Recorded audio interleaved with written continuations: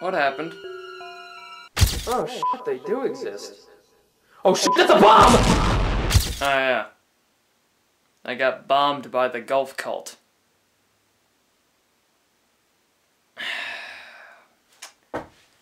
Go get a goddamn glass of water. Make sure to calm the nerve. This goddamn corporate bullshit just because I talk your favorite video game doesn't mean you blow me up. What month is it anyway? It's almost Christmas! Yeah, just Thanksgiving, I guess. Howdy! So, the jolliest holiday of them all is almost upon us, so I thought now would be the perfect time for me to go through my Christmas list. Starting off, we got sympathy. Because who better to give that to me than Santa? Next up, we got being in a coma. See, the funny thing is, I wouldn't immediately realize if I was in a coma or not. The only way I know is if things started getting less and less consistent, like my background changing at pure random for some reason. So, when I start to notice that, then I'll know. And when I do, it's gonna be the best Christmas ever. Anyways, the last thing on my list is talking about video game unlockables and trying to categorize them. Why wait? Are video games great? They're fun, look nice sometimes, and are really expensive. So when you spend $60 on a game, you're probably hoping that it'll last you a good while. You don't want it to feel like you just wasted all that money, so how can a game reasonably increase your playtime?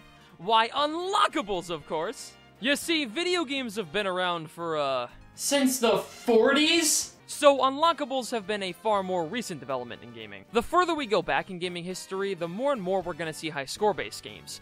We get up to more recent games, mainly the early 3D era, and things start to get a lot more interesting.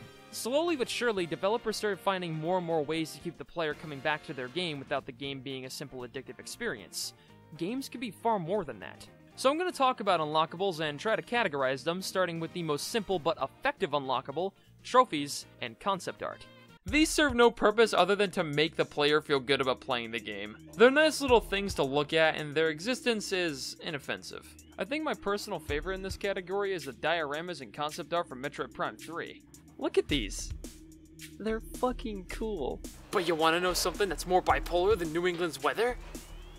Multiplayer games. Multiplayer games are whack in terms of unlockables. It's either I have to unlock everything, or I don't have to unlock anything at all. I enjoy unlockables, but when I'm forced to go into the single player mode because there's not enough content unlocked for multiplayer, I get pretty upset. I bought the game to have fun with my friends, not play it by myself and question my social life. Now, fighting games, they get this right. I've never seen one start a player off with just 2 characters and a map. Most of the time, they give you a diverse cast of characters to start off with so you can enjoy it with friends, and it'll only get better when you start unlocking things. When a fighting game gives you the right amount of content to start off with, it's pretty good. My only real gripe with fighting games is the tedium that comes with unlocking stuff. A good chunk of your time is going to be spent playing the single player mode over and over and over again for one character. It gets tedious real fucking quick. Most of these multiplayer-focused games have a serious over-reliance on their core gameplay. In order to give you some meaningful form of variety, they simply give you little challenges to complete that just test your knowledge of how the game works, or they literally do nothing at all. And then we have this asshole. Wanna know how you can give me war flashbacks? Play this song.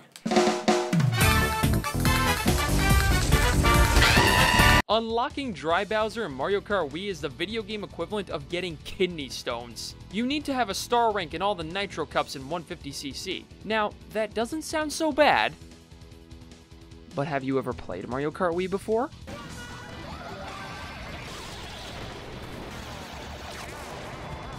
This is the most luck-based Mario Kart of them all. It's a great multiplayer game, but when you try to unlock stuff in single player, things get a little straining on the mind. Just a little. Some games are all about the unlockables.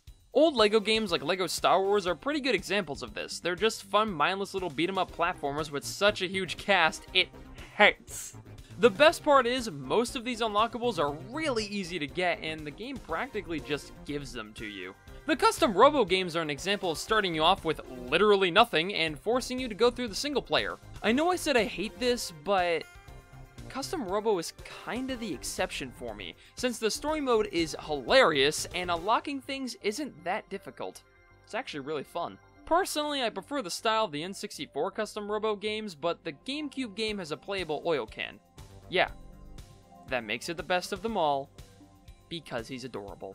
How about the games that have Unlockables? You know, the kind of unlockables in games that are there to just arbitrarily lengthen the game. Minigame collections like We Play have no business forcing the player to play through each minigame one at a time just because Nintendo wanted you to play all of them. It's a minigame collection. I don't need unlockables.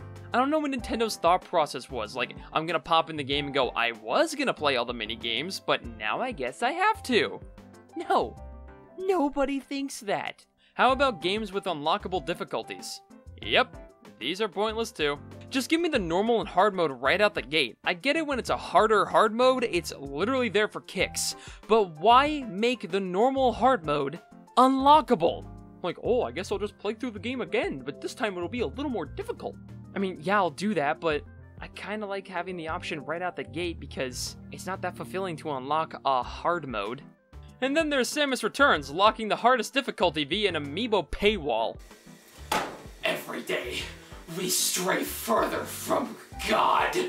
You know what game really salts my apples, grinds my gears, and gets on my nerves? F-Zero GX. I plan on talking about this game more in the future, but for the time being, allow me to tell you that getting all the cars in F-Zero GX is bullshit.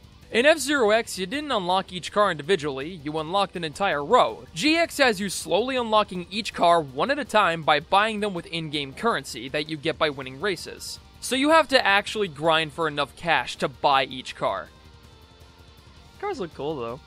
But, you want to know something that's dumber than buying unlockables in a game you bought? Unlocking games in a collection. Oh yeah, just what I wanted to do, as if I didn't already have an excuse to play classic games that I've either never played before, or I have and I really want to relive the glory days. A collection should have everything available. It's basically a museum of a particular franchise's history, so having unlockables feels really tacked on. And then we have the first 3 Smash Brothers games! I don't know what Smash is. It's clearly a fighting game, but there's so many different characters, trophies, and other things to do. Melee and Brawl in particular are meant to be played for years, with the player unlocking stuff as they go. Have you ever tried to unlock everything in Smash games in one go? In order to unlock Mewtwo, you need to play 20 hours worth of versus matches across all 4 players. Smash isn't like other fighters, I know that, but unlocking everything... unlocking characters is just so time-consuming. It's one of those games where you want to have all the characters as quickly as possible so multiplayer becomes an even better experience.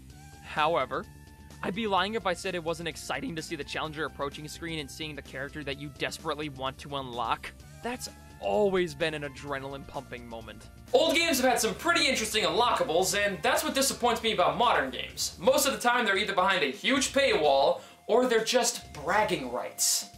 I hate this aspect about modern AAA games. Yeah, I get why they do this. Doesn't mean I have to like it. It makes me sad. The Resident Evil 2 remake has the original game's soundtrack as an option.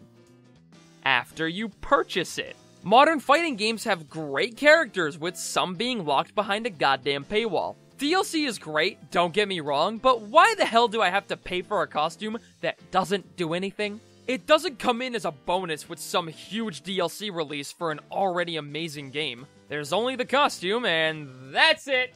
Remember when games that were once the defining examples of their respective genres became simple unlockables in bigger, better releases in the same franchise? I kinda wish modern games still did stuff like that. Well, that got depressing. Alright, time to categorize these. Mario Party, the 4th one specifically. It has a lot to unlock, but it's hard to complain when you can get a lot of that stuff from multiplayer and single player, and besides, the little dioramas that you can get are really cute. So this one's gonna go into the overflow pile. It's for games that have a lot of content to unlock, for better or for worse. Tekken, Soul Calibur, and most fighting games with unlockables don't usually have an overwhelmingly large amount to unlock, and their over-reliance on their core gameplay makes it a little tedious. Playing the arcade mode over and over and over again for one character can get kind of tiresome after a while. But overall, the games are still really fun, and unlocking characters is a really riveting moment, so these games can go into the just right pile. It's for games with unlockables, but not an overwhelmingly large amount of them. Early Smash games like Brawl, for example, are a bit of an interesting case. See, they're not fighting games in the traditional sense. You can't just go into the arcade mode and unlock everything. You have to seriously sink some time into these games in order to get everything. And not just characters, there's also trophies, music, and video game archives and whatnot. It's a museum. It's a history of video games in general. So I'm putting Smash in the Smash pile, since Smash Brothers may as well be its own fucking genre. We Play is one of those games with Unlockables. It's basically an excuse to get the player to play through everything the game has to offer, while simultaneously making them feel like they're actually accomplishing something within the game. This is going in the We Play pile. Metroid Zero Mission, widely seen as one of the best games in the franchise, has an unlockable hard mode upon completion, which means it's time for another pile, the Hardfellas pile, for a game with an unlockable hard mode and very little else. F-Zero GX and Mario Kart Wii, two games I absolutely adore. However, unlocking stuff in them was a goddamn nightmare, so I'm putting these in the PTSD pile. Metroid Samus Returns, an excellent remake and a great return to form for the franchise. I would put it in the Hardfellas pile, but its hard mode is locked behind an amiibo paywall. Donkey Kong Barrel Blast. It was originally a GameCube game that got turned into a Wii game, and it's fun for a little bit, but starts to wear thin after a while, and I find its unlockables to be a little mediocre.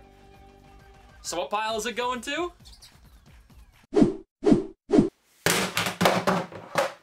Alright, I did it. I got all these games categorized, and I can finally take that wish off the Christmas list. Wait a minute. I've seen this somewhere before. Oh my god.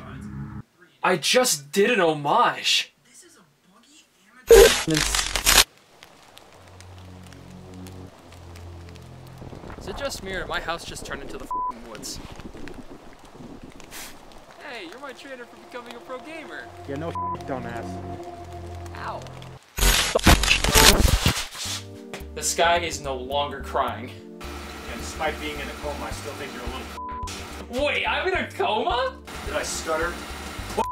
Sweet, that's two things off the Christmas list. Gobble gobble, it's November. How you plan on waking up, head ass?